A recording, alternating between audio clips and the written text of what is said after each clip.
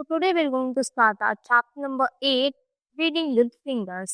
यानी एक बॉय होता है, किसकी हेल्प से पढ़ता है? अपनी फिंगर्स की हेल्प से. There was time not long ago when most people thought that the blind could not never read.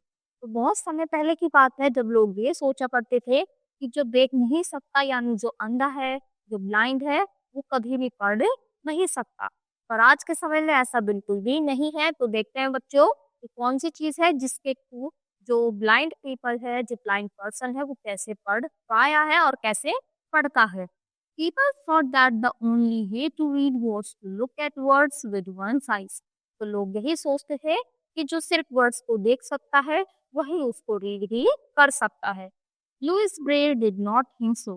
पर जो लुइस ब्रेल थे वो ऐसा नहीं सोचते थे. Blind from the age of 3, Louis long to read. तो जो लुइस थे वो 3 साल की उम्र से थे अंधे थे, पर तब भी वो पढ़ सकते थे. He was sent to a special school for the blind in Paris.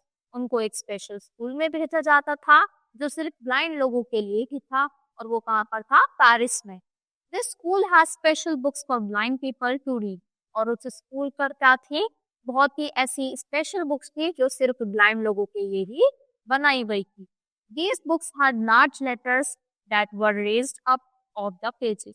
तो उनमें जो लेटर्स थे वो कुछ ऐसे बनाए गए थे, थोड़े रेस करके यानी ऊपर को करके, जैसे हमारा पेज प्लेन होता है ना, तो उनके कुछ वर्ड्स ऐसे होते थे ताकि वो ऊपर को उठे हुए हैं और हम उनको टच करके बता सकें कि हम कौन सा लेटर क्या है, और उसकी हेल्प से हम रीड कर सकते हैं. Since the letters were big, the books were large and bulky. तो देखो अब वो देख नहीं सकते तो लेटर्स को हमें बिग बिग बनाना पड़ेगा. तो लेटर्स बिल्क और बल्कि यानी बड़े बड़े होते थे. तो जो उनकी बुक्स होती थी वो भी बहुत ज्यादा मोटी मोटी होती थी, क्योंकि जो हमने इतना सारा इस पेपर पे लिखा है उनके लिए थोड़ा बिग बिग लेटर्स बनाने पड़ेंगे. तो वही जो कंटेंट है वो थोड़ा लंबा हो जाएगा, तो इसलिए उनकी जो बुक्स हैं वो बहुत ही ज्यादा बल्कि हो जाती थी. दे वर ऑल्सो वेरी कॉस्टली. और जब वो बल्की हो गई यानी मोटी हो गई तो उनकी कॉस्ट भी अपने आप बढ़ जाएगी, क्योंकि कॉस्ट इस पर डिपेंड करती है number of pages of the book. Louis wanted to feel the words on the page quickly and read like people he could see. तो लुइस की उन वर्ड्स को फील करना चाहते थे फटाफट, ताकि जैसे बाकी लोग कर सकते हैं वैसे ही मैं भी रीड कर सकूं. He soon found a way to do so. एक दिन इनको ऐसी चीज पता चल जाती है कि वो ये काम फटाफट करने लगे. One day he heard that the French army used N alphabet की. तो उन्होंने देखा एक दिन जो फ्रेंच आर्मी है वो अल्फाबेट कोड का यूज कर रही है. Code was to help soldiers read in the dark. और वो कोड उन सोल्जर्स को रात में भी पढ़ने के लिए क्या करते हैं? हेल्प करते हैं. It was made up of small dots and dashes. वो क्या था? छोटी छोटी डॉट्स बना दी, जैसे साइंस यूज कर दी. तो जैसे हम ए को ऐसे पढ़ रहे हैं तो हमने इसका शॉर्टकट बना दिया कि जैसे एक डॉट है तो उसको हम ए से डिनोट करेंगे. अगर हमने 2 डॉट्स बना दी तो हम उसको बी से डिनोट कर देंगे. तो ये सिर्फ एग्जाम्पल है, ऐसा नहीं होता. तो ऐसे उन्होंने कुछ साइन लैंग्वेज बना लिए कि हम इस वर्ड को रात को नहीं देख सकते तो हम कोड वर्ड्स बना लेते हैं.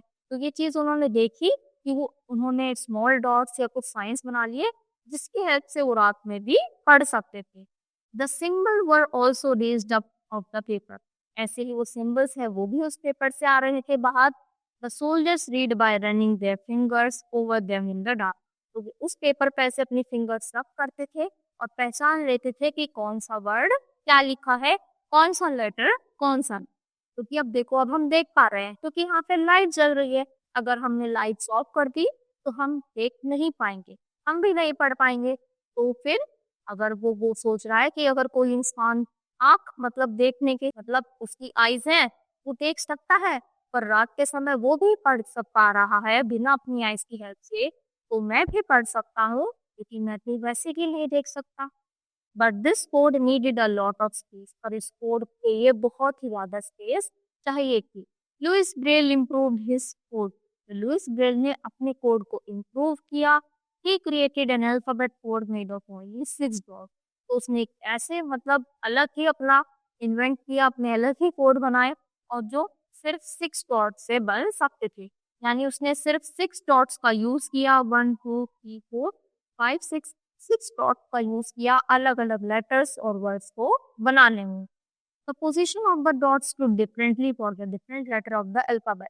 जैसे 2 डॉट्स हैं, जैसे सपोज करो 3 डॉट्स हैं, तो अगर उनको एक लाइन में रख दिया तो उनका मीनिंग अलग लेटर होगा, और अगर उन्हीं डॉट्स की जो अरेंजमेंट्स है वो चेंज कर दी तो फिर क्या हो जाएंगे, ये तीनों ही क्या हो जाएंगे, डिफरेंट लेटर्स बन जाएंगे।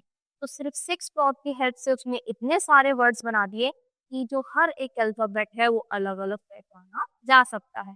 ही punched out sentence with he could read very quickly, तो उसने ऐसा बनाया कि जो वो बहुत आसानी से पढ़ पाता था। Today they call this special code the Braille code. तो जो इन्होंने कोड बनाया वो इतना ज्यादा फेमस हो गया, बल्कि बल्कि बुक्स भी नहीं पढ़नी पड़ती थी, और जो ब्लाइंड पीपल था वो भी बहुत इजीली और बहुत जल्दी जल्दी रीड कर सकता था। तो ये बहुत ज्यादा फेमस हो गया, फिर इसी का नाम क्या पड़ गया, ब्रेल कोड, यानी आज मतलब जो लुइस ब्रेल थे उन्हीं के नाम पे इसकी बढ़ गई ब्रेल राइटिंग, जो ब्लाइंड पीपल्स यूज करते हैं और अब तक ही करते आ रहे हैं। तो ये वो राइटिंग है जो सिर्फ ब्लाइंड लोगों के लिए भी होती है, क्योंकि हम तो आसानी से देख सकते हैं, जो नहीं देख सकते वो ब्रेल कोड का यूज करते हैं और आसानी से सब चीजें पढ़ सकते हैं। आई होप बच्चों आपने बहुत कुछ नया सीखा होगा इस चैप्टर से। तो आज के लिए इतना ही। Thank you.